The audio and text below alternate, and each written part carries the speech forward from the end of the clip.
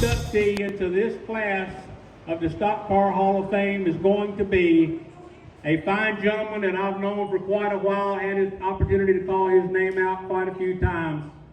If the family would please stand with William Archie Adams, Sr.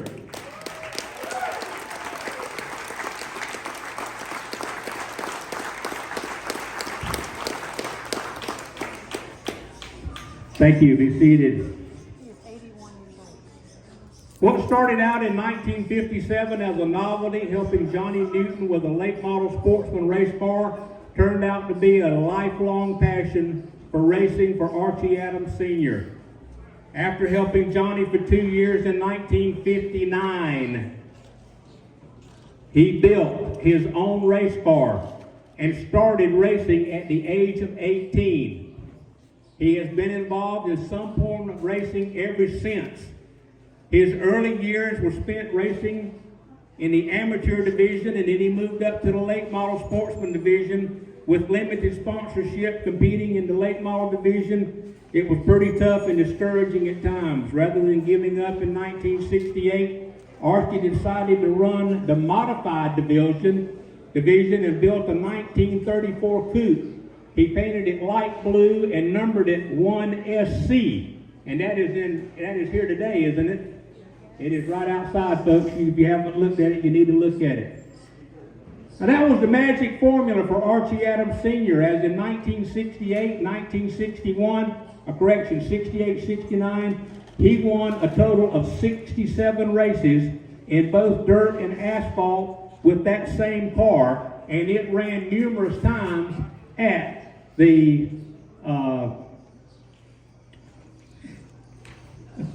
what was the name of the racetrack when it was asphalt? Just left me. Cumberland International Speedway.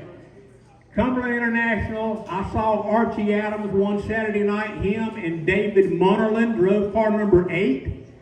I don't know if many of y'all were there at this racetrack that night, but it was one heck of a race. David and Archie battled for the whole 30 laps that they ran, side by side, door to door, bumper to bumper. They came off of turns 3 and 4 that night, coming to the white flag.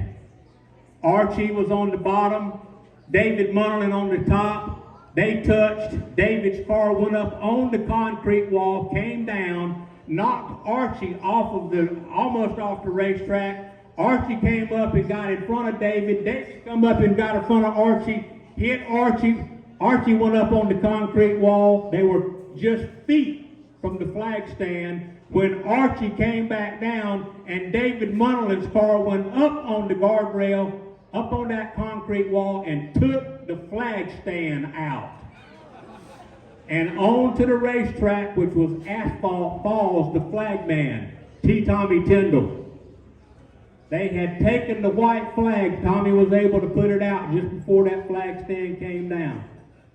As the cars came by, everybody was fixing to come off of turn 4.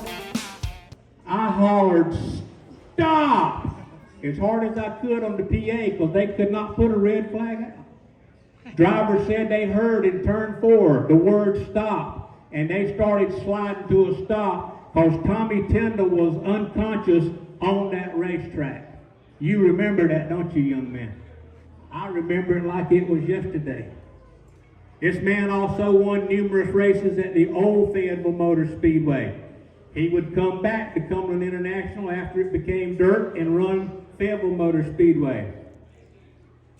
From 1974 to the late 1980s, Archie focused racing go-karts and getting his sons involved in karting. During that time, he drove 2- and 4-cycle karts at R&W Karting, for R&W Karting out of Bennettsville, South Carolina.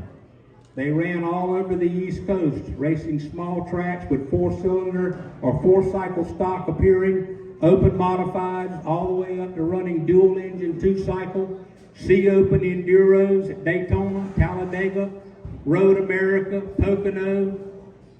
Pocono was the racetrack I did my first MRN broadcast.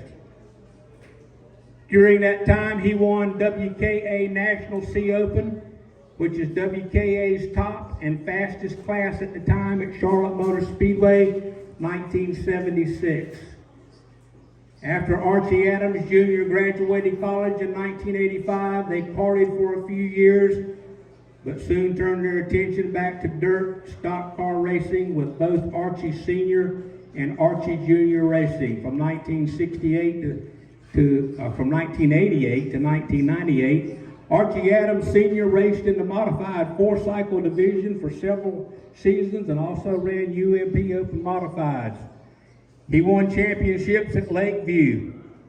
One of the tracks that he enjoyed traveling to during that time and had a lot of success was the 311 Speedway in Madison, North Carolina, where he raced in modified four-cylinder cars that was built from a C.J. Rayburn dirt chassis that the late Porky Edwards had totaled. The man is phenomenal building a race car. From 1999 to 2003, Archie raced at Caraway Speedway, racing late model super trucks, winning several races and finishing in the top 5 in points each season. Also during this time, both senior and junior ran in the Synergy Super Truck Touring Series promoted by the late Charlie Powell, racing at Florence, Somerville, Myrtle Beach, Hickory, Greenville, Pickens through 2005. In 04 to 2010, Archie raced various cars for Gary Cox and himself, racing at Florence Motor Speedway, Dillon, getting the urge to go back to the top late model division in the local divisions with his own car. He purchased his own asphalt late model car around 2011 and had been racing his own cars that he maintains. And he told me just earlier today, he does 95% of the work on those cars. Ever since winning back-to-back late model track championships at Florence Motor Speedway in 2017 and 2018, Archie enjoys his day working on the race cars almost as much as he enjoys the thrill of the competition. Ladies and gentlemen, at 81 years young, it is my pleasure to introduce and to induct into the Fayetteville Cumberland Stock Car Hall of Fame, Archie Adams Sr.